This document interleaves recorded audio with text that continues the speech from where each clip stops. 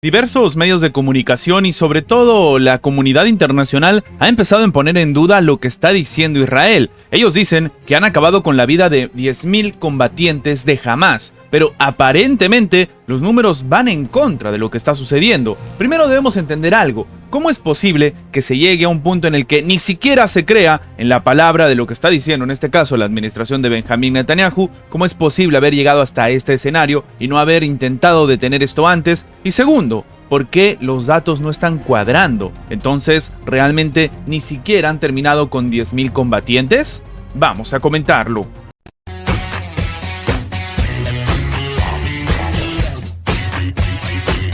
Israel se enfrenta a una creciente preocupación global por el número de civiles que han fallecido en Gaza, después de que se informara de la muerte de al menos 30.000 palestinos en la franja. También crece la presión para que se demuestre que realmente está eliminando a Hamás, como prometió después del 7 de octubre, y no realmente a los ciudadanos, algo que ha sido acusado directamente incluso por la Corte Internacional de Justicia como genocidio. A través de diferentes estudios tenemos, por ejemplo, lo que está diciendo la BBC Verify, que en realidad ha examinado las afirmaciones de Israel sobre cuántos muertos eran combatientes. El ejército israelí dice que ha matado a 10.000 combatientes con sus bombardeos aéreos, operaciones terrestres, y esto en respuesta a lo que hizo Hamás, que terminó con la vida de 1.200 personas. Y también es importante entender, pero existen preocupaciones por si es capaz de distinguirse a los combatientes de los civiles comunes y corrientes. Triste decir esto, hablando de civiles comunes y corrientes, cuando se supone que las vidas humanas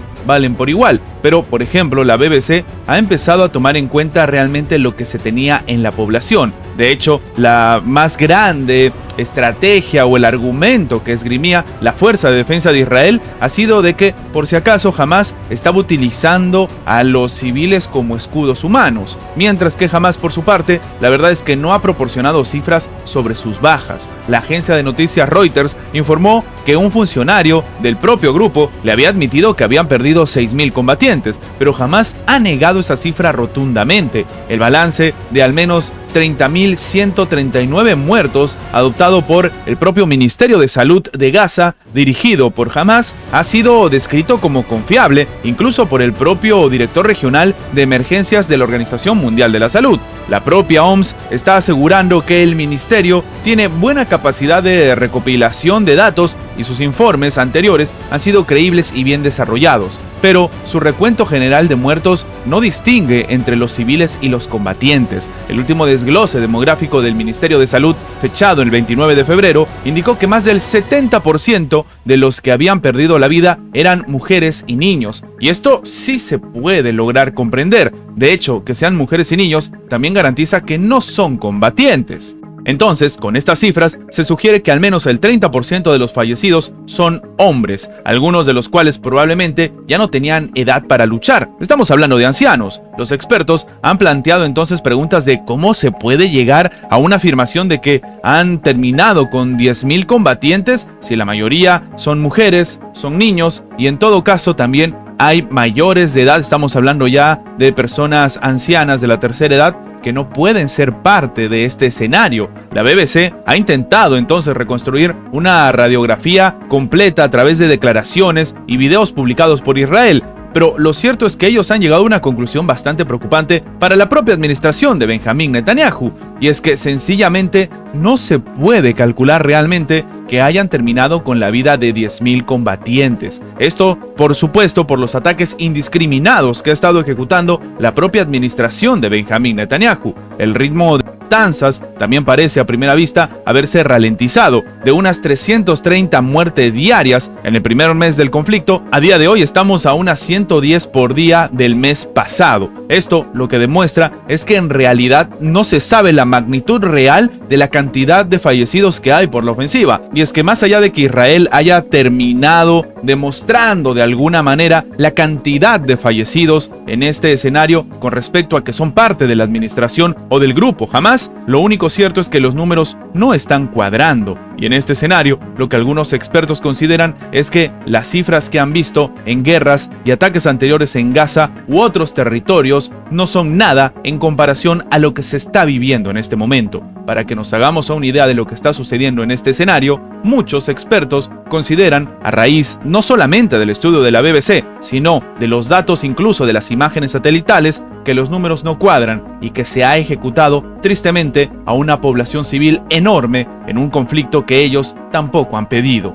El secretario de Estado de Estados Unidos, Antony Blinken, ha recibido el día lunes en Washington al ministro de Defensa de Israel, Yoav Gallant, a quien le ha pedido que descarte la invasión terrestre a Rafah en el sur de la Franja de Gaza. Esto por las consecuencias humanitarias que esta operación va a generar. Según ha comentado el Departamento de Estado, Blinken trasladó a Gallant el apoyo estadounidense para derrotar a Hamás, pero reiteró su oposición a una operación terrestre en Rafah que pondría en peligro a más de 1,4 millones de personas, civiles todos palestinos, que se refugian allí. Estamos hablando del peor escenario posible y de una catástrofe humanitaria sin precedentes. El jefe de la diplomacia estadounidense planteó al ministro israelí alternativas para una invasión terrestre para poder garantizar mejor la seguridad tanto de Israel y también se protegerían la vida de civiles palestinos, aunque el Departamento de Estado no ofreció más detalles al respecto. Blinken insistió una vez más al gobierno de Israel para que abra nuevas vías de acceso y permita la entrada de más ayuda humanitaria dentro del enclave palestino. La reunión entre Blinken y Gallant tuvo lugar el mismo día en que Estados Unidos facilitó, mediante su abstención, la aprobación de la primera resolución del Consejo de Seguridad de la ONU que pide un alto al fuego en Gaza,